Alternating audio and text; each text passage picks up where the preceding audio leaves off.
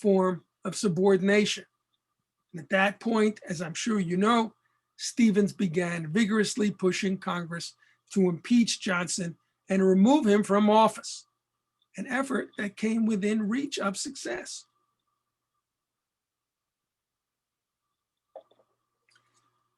Stevens' conduct in that matter once again reflected the same kind of thinking that underlay his support for confiscating slaves, emancipating them, and accepting West Virginia into the Union as a separate state. Here again, he was choosing and justifying methods, means, according to whether they served the goals he sought, goals whose value he considered of paramount importance. To be sure, Stevens did indeed try to fit his argument into the narrow framework that the Constitution specified for removing a president from office, the violation of law. And so Stevens did accuse Johnson of violating his constitutional obligation to, quote, take care that the laws be faithfully executed, end quote. Stevens did argue that everything Johnson did in trying to control the War Department was done, quote, to obstruct the execution of the law, end quote, in the South. But the fact that Johnson was a lawbreaker was not Stevens' core reason for trying to impeach him and remove him from office, nor for that matter was Stevens motivated by his personal distaste for that man, although distaste he had aplenty. He had certainly learned to despise Andrew Johnson. When another congressman, for example, tried to excuse the president on the grounds that he was, after all, a self-made man, Stevens replied in his typical acid manner that he was glad to hear it because that relieves God Almighty of a heavy responsibility. But at bottom, the Pennsylvanian was a lot less concerned with punishing an enemy or penalizing past crimes. What he was concerned with was clearing a path for future positive action. As with the extraordinary measures that he had championed during the war, Stevens shaped his Reconstruction policies and his support for impeachment with concern less for the formal legalities than for the ends he deemed urgent. He thus told his party's caucus in early 1867, according to a reporter present, that Republicans really needed to remove Johnson because, quote, it was impossible to reconstruct the South with Andrew Johnson as president, end quote. And when a Democratic congressman on the floor of the House denounced impeachment's motive as political, Stevens cheerfully agreed. The fight to remove Johnson, he acknowledged, was, in his words, wholly political in purpose, by which he meant it was inseparably bound up with the struggle over what government policy should be. Johnson's removal was necessary, he said, to protect the liberty and happiness of the people and take care that they progress in civilization and defend themselves against every kind of tyranny. At this point, I was going to go into a discussion of how Thaddeus Stevens, over the course of his life, became Thaddeus Stevens, but in order to avoid eating up all of the time set aside for our discussion today, I'm simply going to pass over that and leave it up to you folks whether you want to ask questions about it, and more importantly, hope that you read the book and find what I've got to say about that subject there. I can tell you, Bruce, a lot of people have bought the book, so they should be reading it or they should have already read it.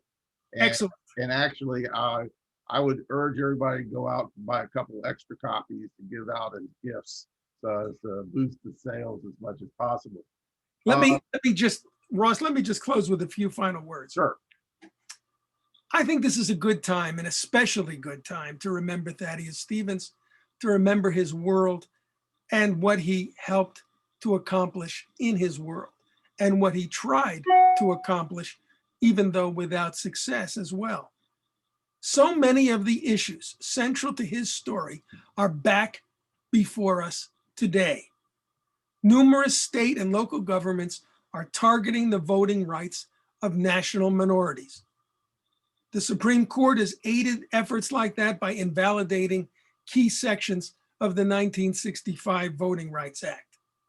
The kind of extreme economic inequality that Stevens came to deplore has come under intense public scrutiny again during the last few years, and of course is today far greater than it ever was in his time.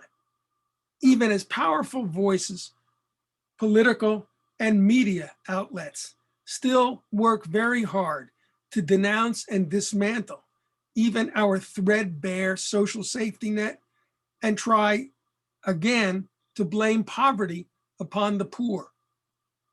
The wanton and unpunished killing of unarmed Black people by police and white supremacists out of uniform recalls to us the terror that white supremacists imposed to kill Reconstruction, a terror against which Thaddeus Stevens fought.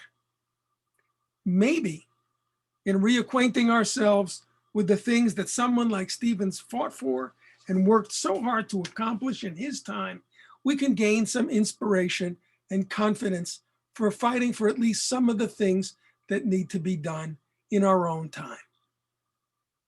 And with that, I thank you all for listening. I'd also like to say, Bruce, I've been watching a lot of your Zoom events, and they've all been very good, but I think this is the best one that you have given, and perhaps going into more detail for our learned audience. As Zoom, there's pros and cons to Zoom. You can get a lot of people from like the West Coast and around the country. And of course, if we had this in person, we wouldn't have had as many people. And we'd probably be incorporating Zoom into future in-person events also. But one of the real drawbacks to Zoom is you can't hand people things. But this is going to be a virtual handoff, as for all your efforts, when we finally do see you, you will be getting a bust of Thaddeus Stevens. Sensational. Which is a replica of the bust that was done by Benny Ream. Unfortunately, we can't find that bust anywhere. But as you can see, it's painted bronze, and so that will. God, thank you so much. If I'd known I was going to get that payoff, I'd have written a better talk. Well, let's see how long it takes before we actually have in-person events again. So maybe a while before we get here. I also just want to say that your comments about the second founding are well-founded, and we are planning a second founding historical festival for July 2022, where we basically celebrate the second founding by figures such as Lincoln, Thaddeus Stevens, and Frederick Douglass.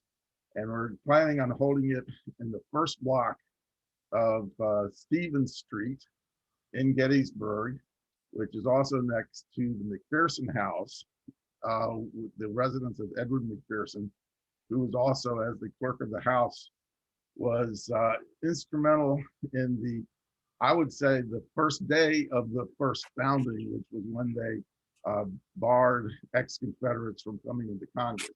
But that's all I'll say about that at this time. Now we're going to be getting into the question and answers. But before we do that, the first thing that was on our chat was a little FYI comment from Mary Ellen Wright of the Lancaster newspaper. And she says, Lancaster History got a grant to digitize a group of collections, including Thaddeus Stevens papers.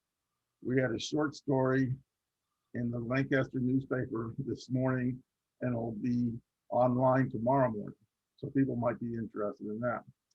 And as the moderator of this event, and the way we're going to do it, I see that people have put full questions. What I'd like to do, I believe everybody has the ability to unmute themselves and then mute themselves again. And what I'd like to do is go down the list of people who have put their names or put the questions. All you have to do is put your name on the chat list. You don't have to put the whole question. And then I'll recognize you. You can unmute yourself and ask the question in person. And the first question comes from me, and I hope it's a short answer.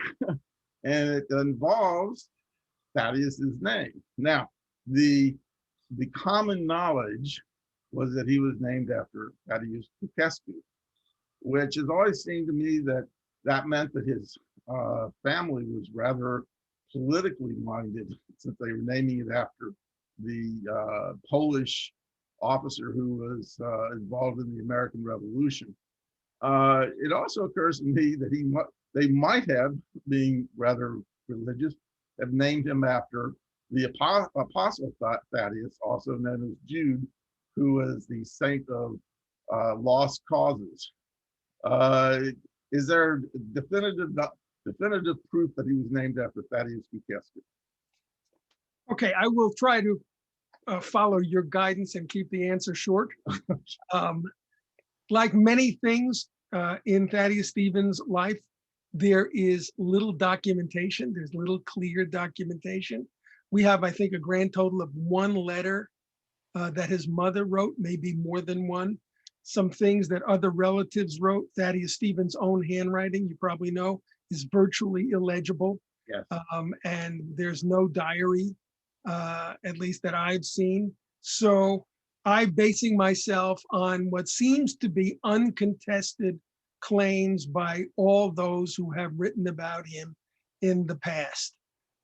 As to whether or not it's credible that his parents were sufficiently political to make that decision, Stevens himself, I'm sure you know, says at one point in later life that he remembers being taught as a very young man to revere the Declaration of Independence, specifically because of its assertion of human equality.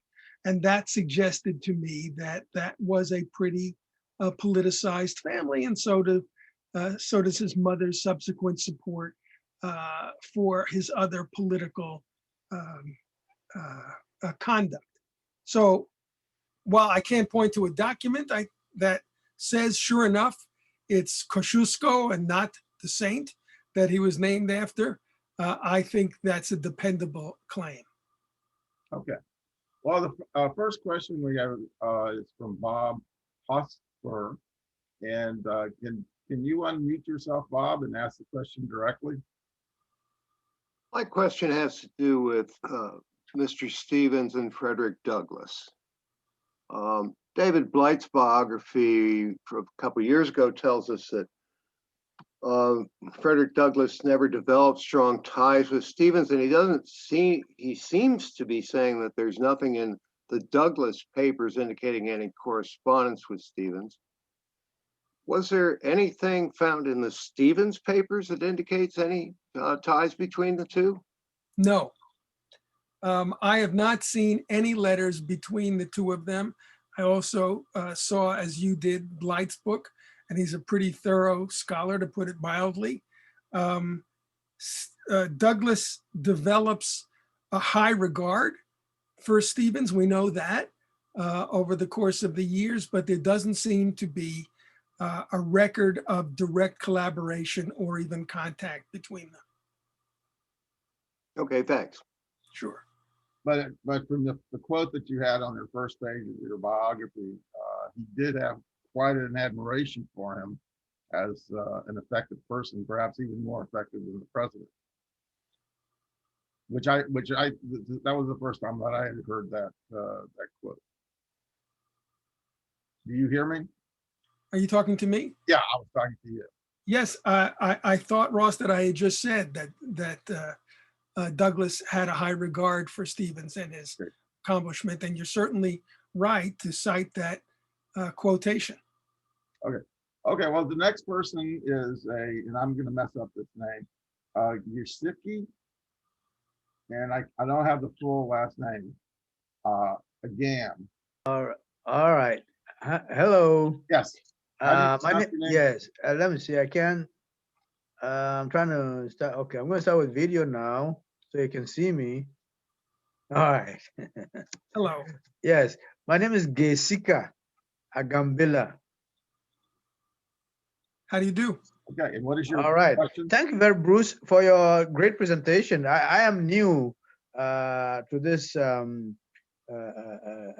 scholarship on Thaddeus Stevens. So I found it very intriguing and very interesting. And I I'm worried that the history books don't seem to say much about him. That a lot of people don't know that much about him. Surely I didn't. And I was wondering whether there was a way that his contribution to the abolition of slavery and I mean his general political contribution could be more incorporated into school books, so that children coming up will know more about him than we have growing up. Well, it's certainly, I could not agree with you more. Um, there's a heck of a lot of important stuff that we don't learn in public schools for sure, and that don't find themselves into textbooks. Although textbooks today are a heck of a lot better than they were when I was a kid back in the 18th century. And that's because the civil rights movement of the mid 20th century made a big impression on, among other things, people who were going to school and who eventually would become the authors of textbooks. And so, for example, if you look at Eric Foner's college textbook on US history, you do find people like Douglas and Stevens and others of that quality giving much more attention than the old textbooks. Of course, the Thaddeus Stevens Society, in its efforts, is doing important work in bringing Stevens' place in history to a wider attention. And so is the creation of a Thaddeus Stevens Museum in Lancaster. I hope that has a similar effect. And finally, the circulation of a pretty good new biography of Thaddeus Stevens, I hope, will also help to inform more people about what this individual accomplished. And thank you for your question. Thank you so much. Thank you. I think we are making some progress in the last 20 years. The next person is Frank Navagna. Yes, Frank knows who I'm talking about. Can you unmute yourself, Frank? Okay. Yes, I have the book. I haven't started to read it yet. I just wanted to ask, why did Stevens allow himself to be put forward for the U.S. Senate at one point when he was so influential in the House? Well, Stevens always wanted to be in the Senate. And I think, among other reasons, it was because in some ways the Senate has more power than the House. I'm sure you're familiar with that. The Senate has the last word on impeachment. The Senate is the body that gets to approve or disapprove Supreme Court justices and ambassadors and members of the cabinet, I believe, and others as well. It's also a smaller body, and therefore the voice of any individual member rings in a certain sense more loudly than it does in the House of Representatives. And so his ambition over a long period of time was to find a place in the Senate, a place that, as you know, he was unable to obtain. Okay, thank you. It was interesting. I just want to add one point to that.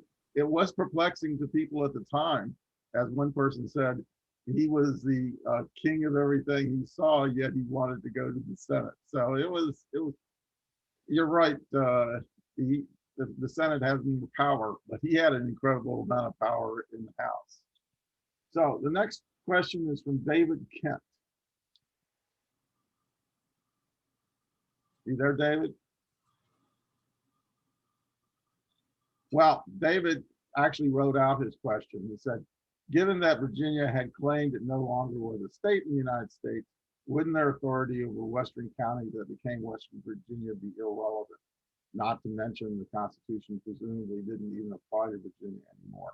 I'm sorry, Russ, I didn't hear the end of that. Oh, Not to mention what? not to mention that the Constitution presumably didn't even apply to Virginia anymore since it was out of the Union. Well, this was whether or not Virginia was or wasn't in the Union, as I think many, if not all of you probably know, was a bone of contention within the Republican Party. Lincoln says it was still in the Union. The majority of the Republican Party refuses to accept Thaddeus Stevens' statement that not only do they claim to be out, they are out. And that is a source of frustration to Stevens. But so far as Lincoln and the party as a whole are concerned, they're still in the Union. And it is only individuals who are committing acts of rebellion, not the states themselves.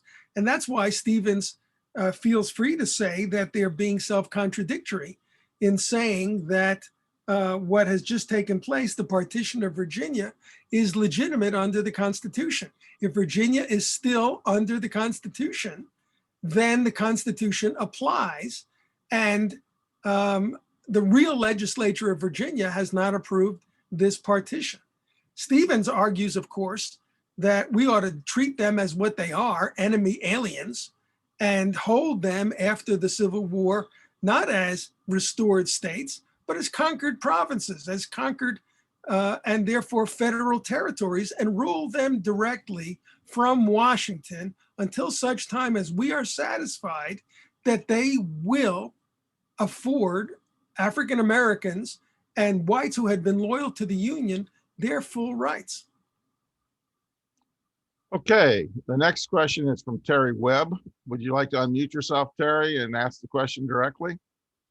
Yes, you did mention that you were that you thought there were some influences on his early life that also led him to become the radical abolitionist activist that he was. So I just wanted to know what those influences are. As I've written a book about his early childhood, which is historical fiction, and as you said, there's not very much that's out there. But I'm wondering what you have found that's out there that I might not have discovered. Well, thank you, Terry Webb. That's an interesting question. And I will answer it, but I also refer you to the first chapter in my book where I lay out what I consider the evidence behind what I'm about to say. I think absolutely crucial is the fact that Thaddeus Stevens is born in Vermont. And he's not only born there, but he spends his young years there. He doesn't leave Vermont until it's time to go to college. And Vermont is at that time the most radically democratic state in the Union. It's a state born in a struggle to protect the rights of small farmers against claims emanating out of New York State by large landowners there and investors to divest these small farmers of their rights. And there's a fervent struggle waged and a violent struggle waged to bring Vermont into being, to tear it free of first the province and then what becomes the state of New York. And the influence of that struggle carries over into the creation of a state constitution that's one of the most democratic in the country. And a state constitution that is the first one in the country to denounce human slavery in so many words. It's not very good about enforcing that denunciation in Vermont, but it expresses a stronger hostility to slavery than is expressed in any other state constitution. He's born into, moreover, a family of New England Baptists, and Baptists trace their lineage back to the 17th century revolution in England that topples the monarchy there. And it's a faith that places a lot of emphasis on individual conscience, individual belief, individual rights, and community solidarity. And it's also a group of people in New England who give disproportionate support to abolitionism when abolitionism takes form in the 1830s. I think those two factors are really crucial. His family's religion and the political atmosphere of the state. And finally, when he gets to college, he's reading books, which I duly obtained and read myself, that both reinforce his belief in the supremacy of reason over inherited religion and in belief in what was called in those days free labor capitalism, and that also did not denounce slavery in no uncertain terms.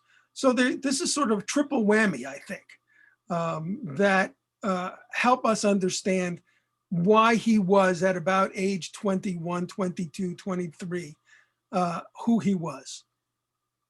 Thank you, because that's what I've done in my book is kind of take, I didn't have your research at the time, but the research I did have indicated that that's probably the factors involved.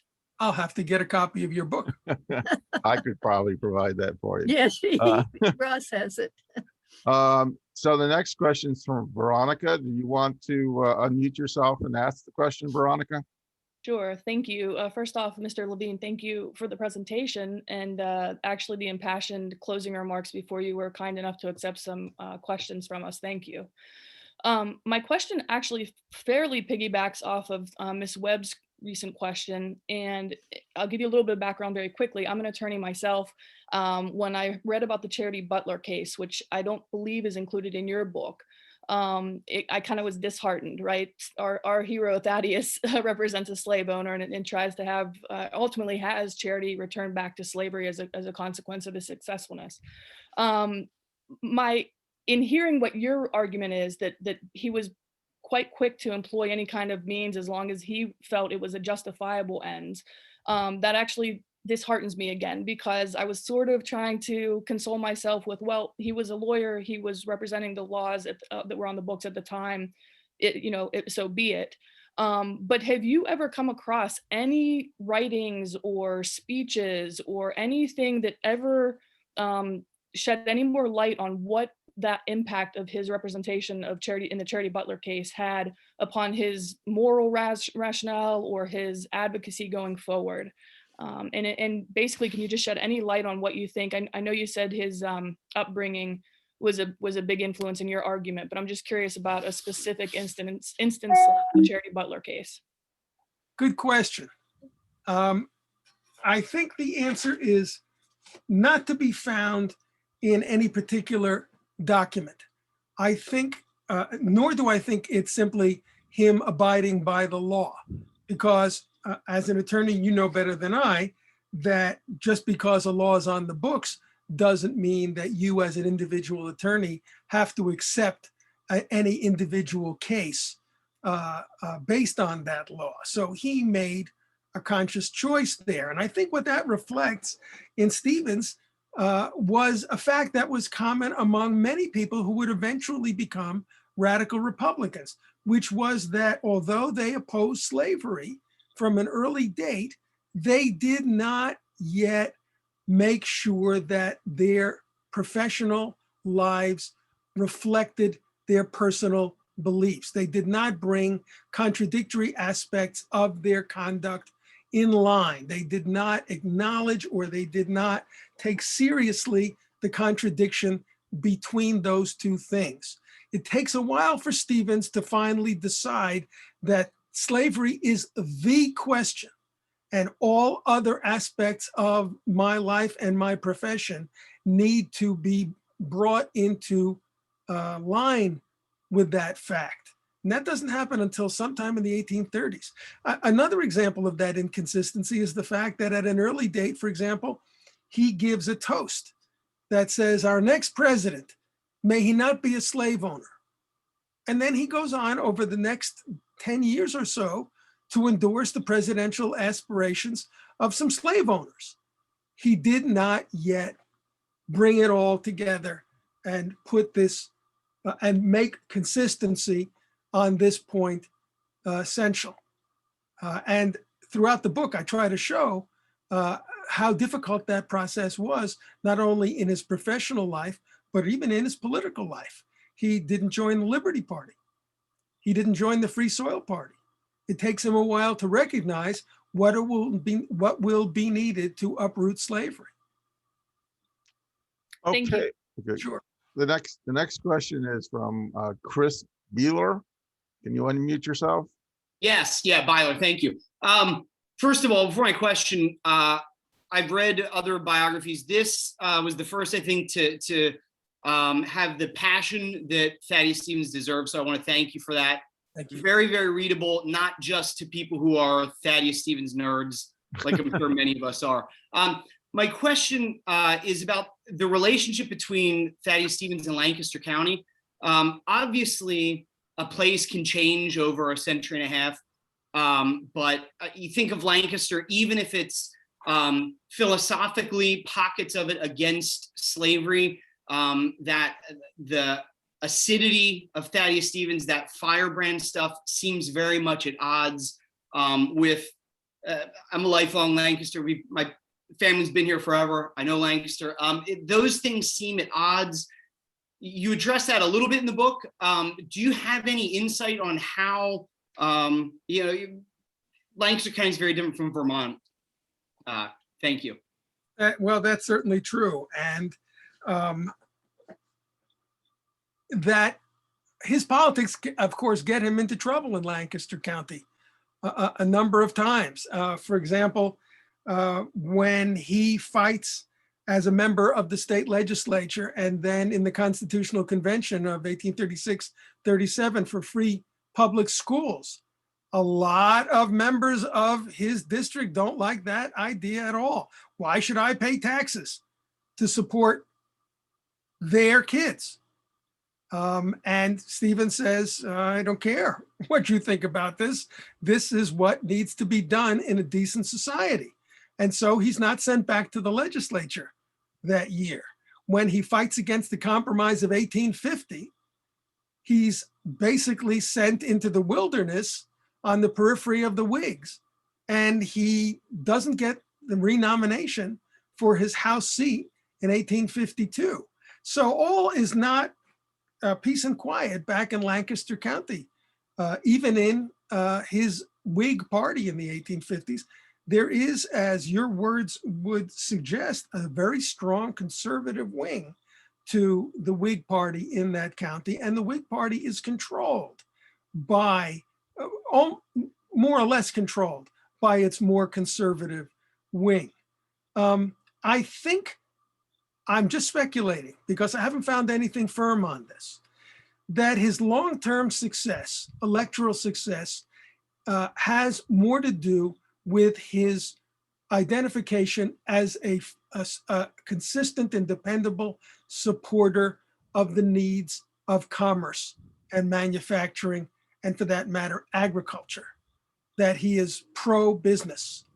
I've tried to argue that that's not at all inconsistent with the strength of his anti-slavery, but my guess is that it is that fact more than any other that helps to explain his ability to overcome what might otherwise have been insurmountable obstacles in his home district. Yeah, commenting on that, Bruce, I think that is an important point. And I think just sort of expand on that, I think it would be constituent service also. Interestingly enough, there's a little town called Stevens close to Lancaster.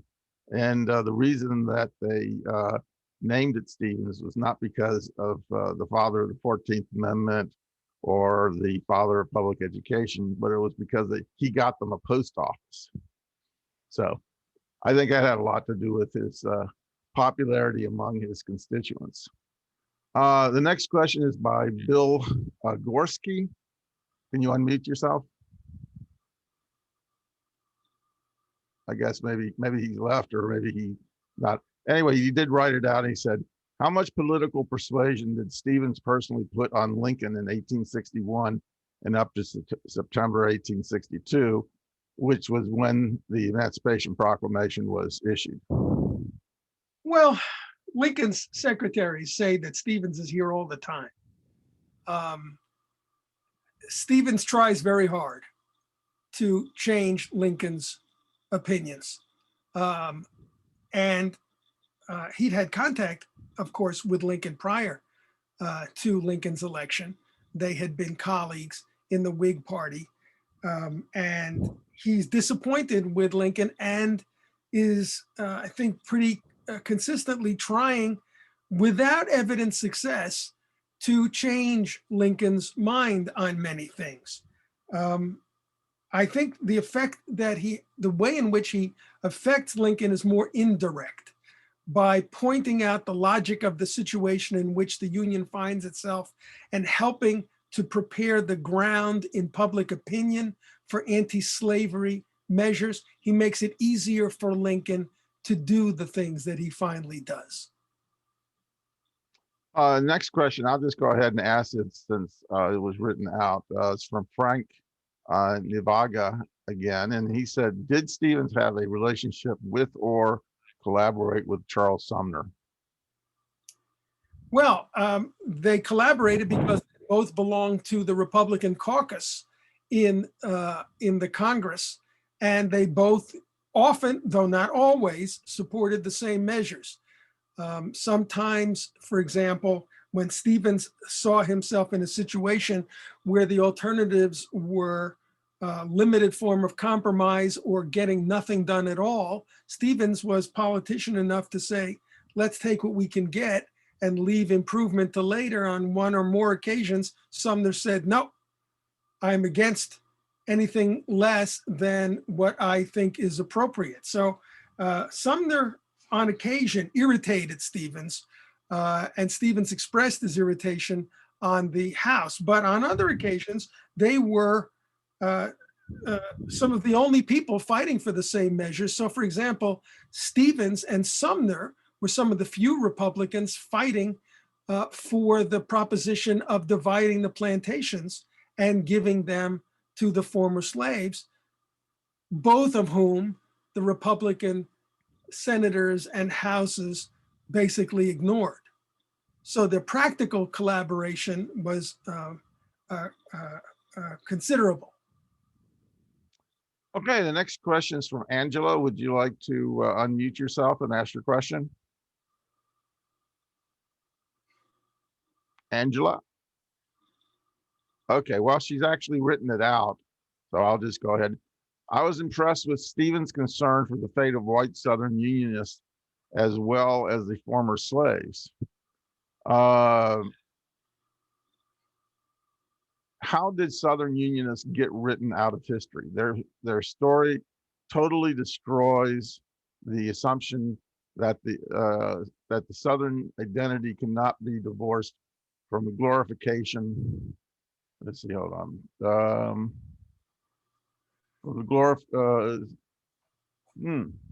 Let me just see. I'll just think this are glorification of the Confederacy. Is there even one statue in the South or anywhere else in the United States memorializing the Southern Unionists? I doubt it. The only American film even acknowledging the presence of white Southern Unionists was The Free State of Jones. So you took away half of my answer. And that great film was denigrated and defamed by the New York Times columnist Charles Blow. Very interesting because, as you well know, Tennessee actually had a civil war of its own during the Civil War. There were a lot of Unionists in the eastern part of Tennessee. So your answer. Well, it's not only Tennessee. There are pockets of Unionists in many of the Confederate states. And it causes a headache for the Confederate armed forces throughout the course of the Civil War. That's right. East Tennessee has to be basically occupied during the course of the Civil War by a few Confederate regiments to keep it under control after its attempted insurrection in favor of staying in the Union is put down bloodily by the Confederate army. I don't know of any statue. I'm not an authority on that subject, but I don't know of any statue to such people in the South. The book that the movie Free State of Jones is based on is an excellent book. I think better than the movie, more accurate than the movie. and I strongly recommend it to anybody interested in following up on this. And at the risk of self-promotion, let me also refer you to a book called The Fall of the House of Dixie, which was the book I wrote before this, which spends a good deal of time talking about those white anti-Confederates in the South and locating them, explaining what motivated them, and trying also to explain what happens to them. Okay, the next person is Robert Romanski. Can you unmute yourself? I guess. Yes, I can. Thank you very much. And thank you very much for this presentation. It's very revealing. I wrote my question down, but I was a little slow on the trigger, but I can condense it. My concern is over the contentious issue of whether to withdraw or retain Union troops in the South to facilitate the Reconstruction provisions. My concern is that about the time that they were debating the Reconstruction provisions, Stevens was in declining health. And my concern is twofold. To what extent did his declining health recognize it kind of quenched his fire? How much did that affect Johnson's decision just to move forward with this on his own? And two, why wasn't Carl Schurz's report on what was going on in the South, why was that not given favor over Grant's more cursory view of what was going on in the South? In other words, the troops were withdrawn, and I think that was a key of victor over vanquished didn't go. Well, I think the answer to this interesting question leads us away from Stevens and toward Andrew Johnson, and trying to understand Andrew Johnson. Andrew Johnson, was perfectly, as you well know, literate and quite capable of reading the report that Carl Schurz brings him. He's not interested. Andrew Johnson, his sympathies are not with the former slaves. You may know that when Johnson and Lincoln are inaugurated in 1865, Frederick Douglass is present and looks at Johnson, and Johnson looks back, and Douglass just looks at the expression on Johnson's face and says to his friend, "This man is not our friend." This and people who knew Johnson said that although Johnson reconciled himself to abolition for the sake of winning the Civil War against secession, he was and remained a thoroughgoing racist and white supremacist. And after a few rhetorical flourishes after Lincoln's death that fooled some people into thinking that he was going to fight for the rights of the former slaves, he quickly proceeds to show who he really is and begins to pardon en masse the leadership of the Confederacy, to basically throw his cloak over the election of neo-Confederate legislatures throughout the South. When the Republican Party tries to steamroll him and put Union generals in ultimate charge of Southern states to protect the rights of Blacks and Unionist whites, one after the other, Johnson throws those generals out and replaces them with generals he considers more pliable. So I don't think it has anything to do with Stevens' ability or declining strength. It's the fact that Andrew Johnson is who he is, and he's the president, which of course brings us to impeachment. Yes, thank you. Thank you for that question. The next person is Rob Riddle. I guess he can unmute himself. Hi, thanks, Bruce, for the great talk and the book. It sounds very interesting. My question is kind of drawing on what you finished with, going to trying to tie this to an application for the modern times. And I can't help but, like, through my reading and studying, and see a connection between, or see that I'm frustrated with how we seem to, as a white society, glorify the abolitionists of the Civil War era, but demonize the abolitionists of today. And so I guess the question I'm getting at is, can you, and it might be a hard question for you to answer, but can you draw upon your research and writing to speak to Thaddeus Stevens' logic and politics, and how they may have led him to view today's abolitionist movement of the carceral state, prisons and police, and like organizations that get demonized today, like the Black Lives Matter movement? Do you have any thoughts based on your research about that? Well, let me start with a very blunt statement. So or actually first is my formal historian's comment, which is, it's always difficult to say what an historical figure would do in circumstances different from the one in which he or she is born. Okay, so now I've satisfied that responsibility. Now I'll give you my opinion, which is that if Thaddeus Stevens were alive and ambulatory, he'd have been in the middle of those marches last summer in defense of the right of African Americans to live, despite the fact that they may have annoyed a cop, or for that matter, committed some minor crime, but being unarmed and still shot down in the street. So as you can tell, I'm in line with what I think Thaddeus Stevens would have been doing. As for why we can look back on abolitionists and praise them in the past, but not necessarily do what they would want us to do in the present, I think the fact is that what generally happens to people in the past is, if they were radical minded, we either turn them into demons, which is what was done to Stevens for most of the time between his death until basically now, or we basically pull their radical teeth.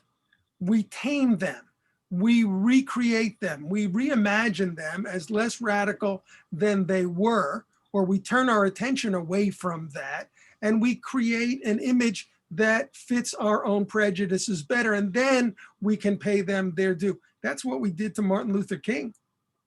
For example, Martin Luther King was not a very popular man among whites in his day. Today, whites are happy to pay verbal obeisance to him by ignoring what he actually was for and what he stood for. And I think the same is true for other people as well. I think Stevens would be for fighting for genuine equal rights. My guess is he'd be, as he was when he fought for land, he'd be for reparations today, and he'd be for a real interracial democracy and an interracially democratic society. So I'm with you. I like that metaphor of pulling radical teeth. I think also assassination really improves your standing with people. Kind of tough, but it's very effective. Next one is Sam Meekum. Can you unmute yourself, Sam?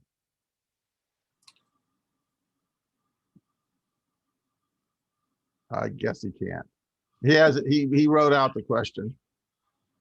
Buchanan also contended that secession was a constitutional nullity and that there was no such thing, so therefore Virginia was still in the Union. Do you want to comment about the issue of Buchanan basically saying that secession couldn't happen, but he wasn't going to do anything to stop it? Well, so you've just now said it. Buchanan was, as you probably know, a politician who declared proudly at the beginning of the 1850s that he had always and would forever defend the rights of the South, by which he meant slavery. and he planted his flag. And without going into detail on his political career, he was loyal to that flag. And as you say, in 1860, when Southern states begin to withdraw, Buchanan states forthrightly that there is no constitutional warrant for this, and that there's no constitutional right by the federal government to stop it. And Thaddeus Stevens considers himself, quote, a very traitor, end quote. And rumors are floating around that Stevens is toying with impeaching James Buchanan, and he regards him as a skunk, basically, a term that Stevens was wont to use for his political enemies. Here's another question. Did Stevens ever reconcile or come to appreciate Lincoln? Which and you can expand on this. I think he always appreciated Lincoln. He just thought that he should listen to him more. Well, once again, I agree with Ross. Stevens says over and over again, and I think there's every reason to believe him, Stevens was not somebody who showers false praise on people. And if you read his speeches, you know that if anything, people got undervalued by Stevens. Stevens repeatedly said, this is the most honest man on the face of the earth. He is not hiding anything. He is not dissembling anything. He means well. Unfortunately, he doesn't understand what needs to be done. And he doesn't understand the law of nations, by which Stevens meant he doesn't understand that this present circumstance gives him rights beyond what he thinks he has to act decisively against slavery. So I think he had a high personal regard for Lincoln's values and Lincoln's honesty. I think he didn't believe Lincoln was the ideal person to be president, but so long as the alternatives were the ones being put forward by the Democratic Party, he would continue, in his words, to criticize privately and praise publicly. This is a question from Bill. He wrote it out, so I'll just go ahead and read it. He said, he and some other people on the discussion are from Lancaster County and have gone to the Thaddeus Stevens School of Technology. Do you have an idea what inspired him to leave a bequest for the founding of that school? Well, Stevens was a champion of education. And he first carved out a place for himself in political consciousness in precisely the fight over education.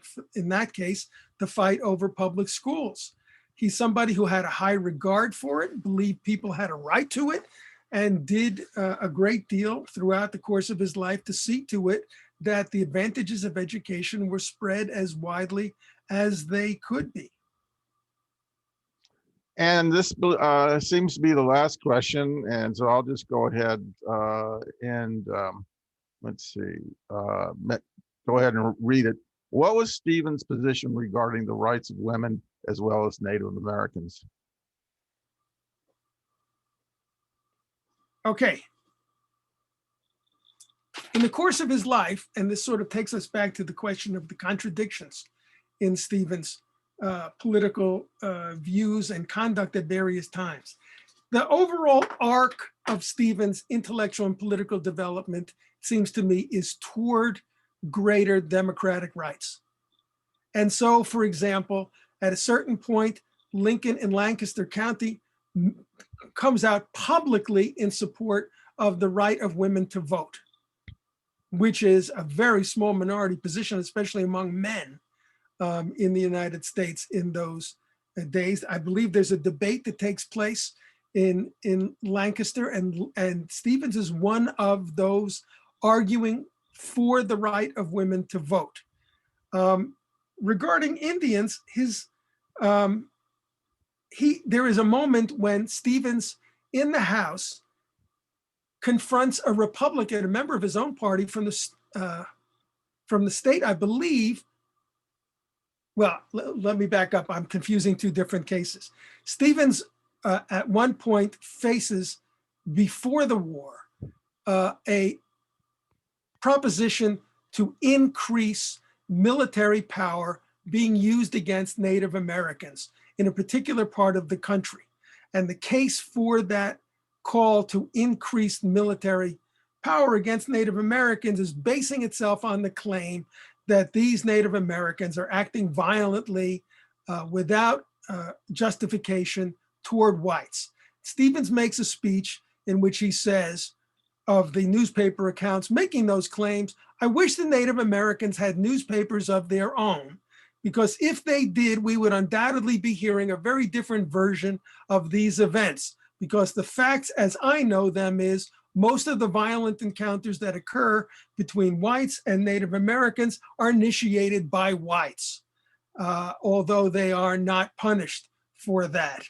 And we therefore need to look very carefully at any further claims to deal brutally with Native Americans." The Whig Party, to which he had belonged prior to joining the Republican Party, let me add parenthetically, was always more attentive to the Native American side of the conflict than were the Democrats. Okay, well, that's the last question. We aren't going to keep you here all night. And I think this was absolutely an excellent session, and I hope you had as much fun. And I see people clapping and everybody is clapping for you. I'm sure they'd stand up if we were in an audience. So, well, I've really thoroughly enjoyed this. Okay. And just to let you know, I'm going to be unhighlighting Bruce, and then we're going to go into a short business meeting for the Thaddeus Stevens Society. Obviously, people who are not interested in that can leave. You can stay too, Bruce, if you want to stay, or you're not obligated to, obviously. So thank you very much, and I hope that we'll be having you back here sometime in the future so we can give you the bust personally. I was just going to say, hold on to that bust. Don't give it to anybody else. I'll be coming for it. Okay, great. Thank you very much. Thank you again. Okay, bye. Okay, we are now back to everybody. Let's see here. I see I have one person highlighted. Why don't we go ahead? I'll start the meeting, and if people have comments as I go along, just unmute yourself and chime in. Okay, so the first part of the agenda, we have the minutes and the financial report. Now, I'm assuming I sent that out early this morning, and I would imagine that if you have an interest in it, that you have already read it over. Now, I did see that before I came on, that Navagna had a question about the financial report. Is Navagna still here? Navagna? I'm here. Okay, what was your question? Oh, I just reviewed the financial report, and I sent you an email in reference to the bottom line. There was just a $3 off. Oh, okay. Between 4/1/20 and 4/1/21.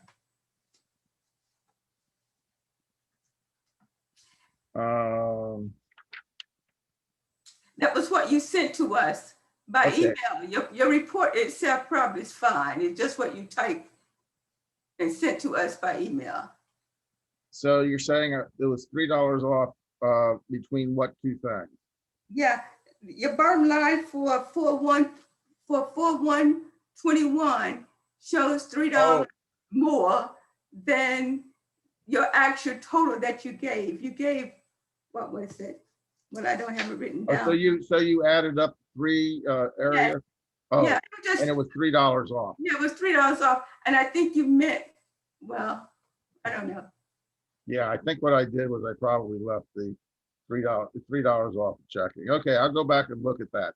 But that's close enough for government work. Yeah, and again, I think the top number, there was a question about when you typed it up, you had 4,000, well, you have 4, too many 444s. I think the people probably recognize that was a typo. Yeah, I did actually. Yeah, you're right. On the statue donation, I had too many 4s. Yeah. Okay. I had a double 4 there. Okay. Yeah, I didn't know whether you were going to discuss the financial report in detail, so I wanted to bring that to your attention. Okay, fine. Well, let me just give you a few of the highlights about the financial report, and you can forget Okay. that one typo with the 4,484. Let me see. Our dues are going up, which are good. We had $4,000 in dues.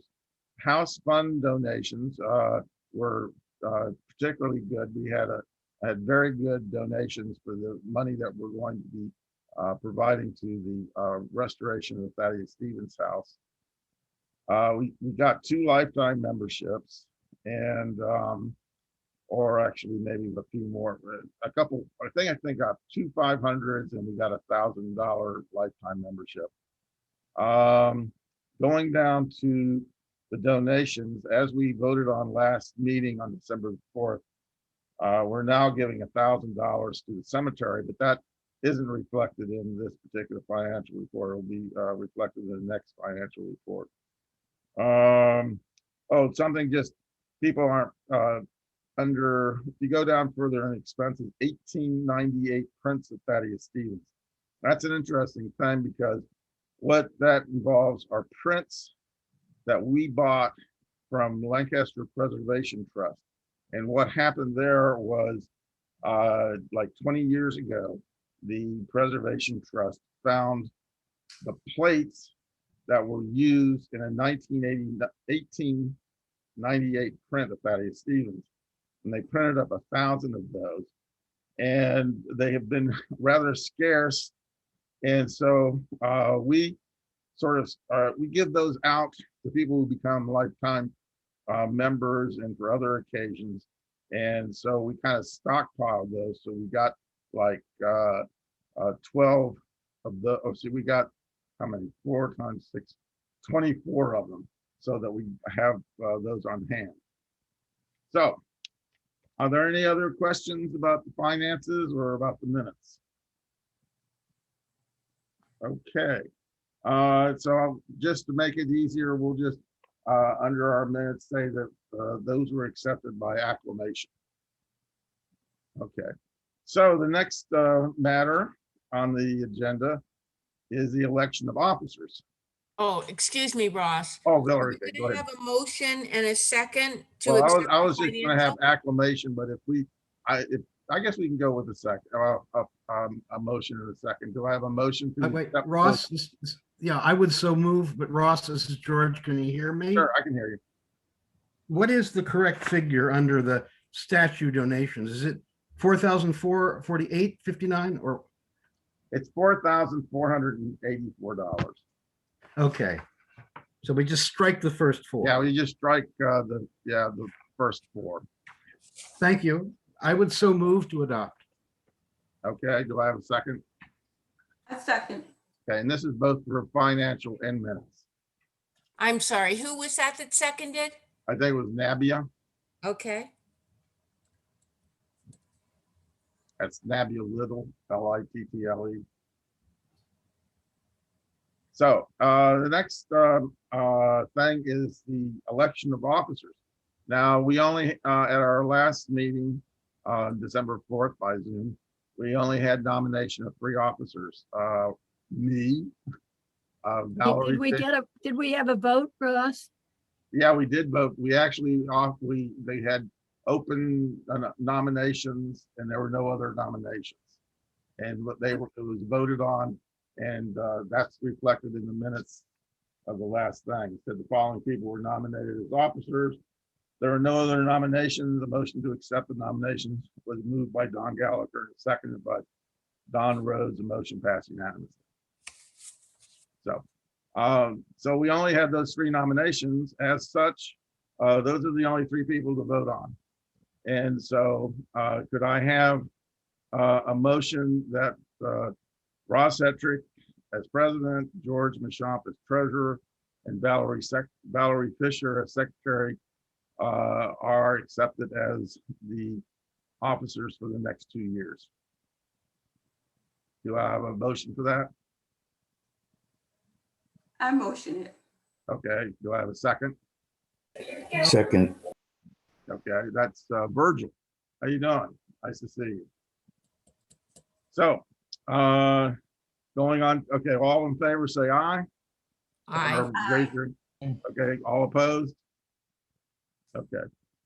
Okay, the next thing on the agenda is other business, new and old. Does anybody have any new or old business to have?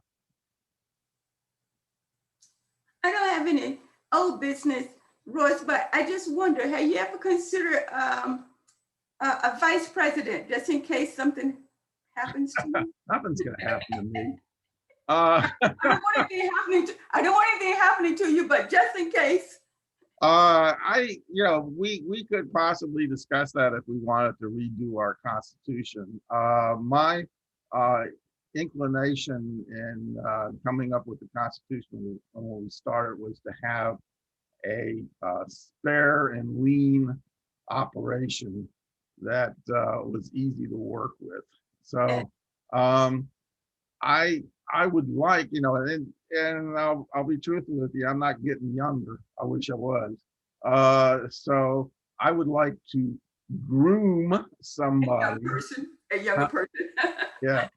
To take over. So if there is anybody that really is into Thaddeus Stevens and maybe lives close around here or something like that, that's not a prerequisite, but I don't want foreigners, not that I have anything against foreigners, but operating from Hungary would be a problem. So, I'll just throw that out as about your concern about me falling down dead. No, we don't want you dead now. We don't want you dead. we just want Thaddeus Stevens Society to continue. Yeah, well, that is a concern, and 20 years ago, that wasn't even on the horizon, but it probably is more, viewable at this point. But yeah, okay, I will, perhaps we want to revisit that one if we find somebody to groom. Yes, Like you can groom. I would recommend Don Gallagher. Well, not to be critical, Don's kind of old too. He's not as old as I am. Okay, so you're out too. Huh? You got to get younger people in here. There is one of our new members, Hey, I can't remember, maybe they're still on, but they named their newborn son Thaddeus, so maybe he's a candidate. So any other discussion or any other new or old business? Ross, did we have a motion and a second to accept the minutes? Well, the minutes and the financial report were moved and accepted together. Oh, together. Okay. Yeah, moved and seconded together. Okay, thank you. Just for the ease of operating over Zoom.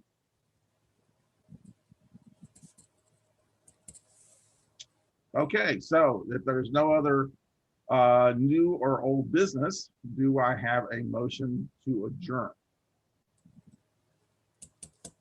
I so move. Okay, any second? I second it. Okay, then all in favor of adjourning, say aye. And by the way, Aye. I see back in the back of Navagna, there is a Thaddeus Stevens calendar. Love it, love it, love it, love it. That's good. Okay, well, I really appreciate you today. I hope you could put up with the little glitches that I had in the presentation, but I'm very pleased with the way it all came off, and I think that you had some really great questions. It was great, Royce. It was really good. I give you. Okay, thank you. So can you make the recording available to us, Ross? Yes, I will. What I'm going to do is to after I turn this off, it will process, and then I have to play with it, and I will be probably posting it up on YouTube within the week. And when I do, I'll send out a mass email and also put it on Facebook and other things like that. Great, thank you. Okay. Ross, quick question. I might have missed this at the outset. I was lucky to purchase a copy of Bruce's book and very much enjoyed, and thanks for the program today. Sure. And to everybody who attended. We still have about 25 people. By my count, when we started, we had 80 people. Yeah. But did you mention where Bruce's book might be available locally? You mean in like a bookstore? Yeah, remember those? There are no more bookstores. Oh, But Bookstores. the ticket. Buy it more on li- Amazon. Buy it you on have to know, Amazon. it's on Amazon. I ordered it from the bookstore in Littitz, as you know. Do they still have copies in Littitz, PA? I don't know. Okay. I think, yeah, we did have a special where you could order from Aaron's bookstore where they had book plates, but I think they've sold out of those at this point. There's a bookstore in Evanston, Illinois, that has it in stock and they can send it to you. It's a little bookstore that is in the news right now for suing Amazon for trying to put little bookstores out of business. So- Like a little shop around the corner. Evanston, Illinois is also in the news now with the first modern day reparations law. We are, yep. Evanston did it Very first. fascinating, yeah. Yeah. Okay, on that note, I guess we'll end this session, and I appreciate all your interest, and we will continue. And I just thought also, this is obviously the diehards, since it's 22 people. We are going to have one hell of a great year next year for the statue dedication and Thaddeus Stevens' 230th birthday in April of 2022. And then the attempt to have second founding day in July of 2022, where we're going to have like a history block party. So if people want to get involved and help out, I'm more than open for that. So, and you all have my email and such like that. Did you want to mention the Caledonia State Park meeting year from now? I'm not sure what you're talking about. I have a note from you that on Sunday, April 3rd, 2022, you were talking about that. I guess that's part of the birthday celebration. What did I say in that to you? Maybe I said it to the wrong person. No, it was on the handout sheet that you sent me. Oh, okay. Well, that's gonna be part of the April 2022. And we're gonna have a tour of that as sort of the climax to 3 days of festival and excitement. Well, hopefully not by Zoom, although maybe we should retain a Zoom Actually, yeah, component. we are going to. I'm going to do my best to retain a Zoom portion for future meetings, because we have a number of people from the West Coast in this meeting, and I don't want to leave them out anymore. I don't think they want to be left out. Good deal. Okay. Thank you, Ross. I'm going to end you now. So Good night, all. thank you very much. Good Thank night. Happy you. holidays. Everyone. Happy holidays, everyone. Bye. Thank you. Thank you.